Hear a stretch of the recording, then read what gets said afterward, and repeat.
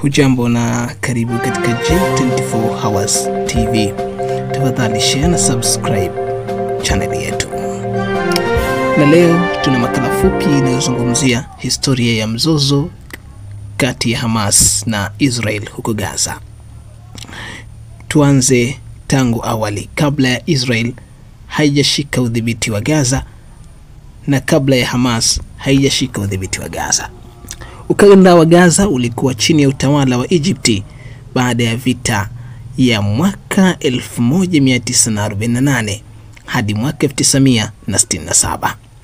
Ilipofika mwaka 1967, katika vita siku 6 ya Kiarabu, Israel 6 Day War, Israel ilichukua udhibiti wa Gaza pamoja na ukingo wa Magharibi. Muda wote huo kulikuwa na ongezeko la mvutano kati ya wananchi wa Palestina na utawala wa Israel, na makundi ya kisiasa na ya kijeshi ya Kipalestina yalianzishwa. Kupanda kwa Hamas na udhibiti wa Gaza. Mwaka 1987, waandishi wa kihistoria wanaona kuwa ukanda wa Gaza ulianza kuwa kitovu cha makundi ya upinzani wa Kipalestina, ikiwa ni pamoja na kuanzishwa kwa Hamas mwaka 2006 hadi mwaka 2007. Baada ya uchaguzi wa Palestina, Hamas ikashinda bunge na baadaye ikachukua kijeshi udhibiti wa Gaza kutoka kwa chama cha Fatah kupitia mzozo uliojulikana kama Battle of Gaza. Kwa hivyo, tangu mwaka 2007, Gaza imekuwa chini ya udhibiti wa Hamas kwa vitendo, na Israel ikahakikisha vizuizi vikubwa juu ya mipaka, usafirishaji na masuala ya kiusalama. Vita kuu za awali kati ya Israel na Hamas.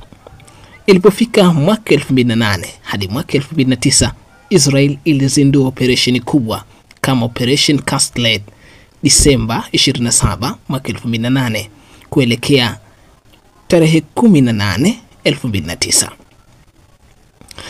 kwa lengo la kuzuia mashambulio ya makombora kutoka Gaza.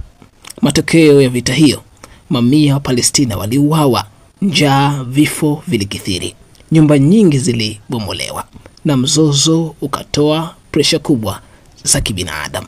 Hali ya dharura pamoja na misaada ya kibinadamu ikasitishwa. Ilipofika mwaka 2014, vita nyingine ikaanza. Julai 26, Agosti 26 mwaka 2014, Israel na Hamas walipigana tena, na Gaza ikapata uharibifu mkubwa, hasa wa miundombinu. Kuna matokeo kati ya mwaka 2012 hadi mwaka 2018 ambapo kundi vingi vya Gaza vilianzisha mashindano ambayo yalizua mzozo mkubwa. Mzozo wa sasa. Tarehe 7 Oktoba 2023, Hamas ilifanya shambulio kubwa kwa kutumia vikosi vya kijeshi, ikivuka mpaka kutoka Gaza kwenda Israel, na ubabe mkubwa uliibuka. Israel ilitangaza vita na kuanza kushambulia maeneo ya Gaza, kuwalenga wanamgambo wa Kiislamu Hamas, jambo ambalo lilisababisha uharibifu mkubwa. Kwa mfano, ripoti za wanaharakati zinasema kuwa zaidi ya watu 50,000 waliuawa. Uharibifu na maelfu ya Waisraeli wamepata madhara makubwa mpaka Aprili 25. Athari za kibinadamu na athari za kisiasa. Gaza imekumbwa na changamoto kubwa na uharibifu mkubwa. Wakimbizi ndani ya eneo la Gaza, ukosefu wa huduma za kijamii, afya, maji safi, umeme, na kubomolewa kwa miundombinu, majengo yakiwemo majengo, barabara, jambo ambalo limezusha taharuki kwa wakazi wa hapo na kusababisha kuyakimbia makazi yao. Kisiasa, vita hii imeongeza mvutano mkubwa kabisa wa kimataifa. Maazimio ya Umoja wa Kimataifa na mahitaji ya majadiliano ya amani yamekwamishwa.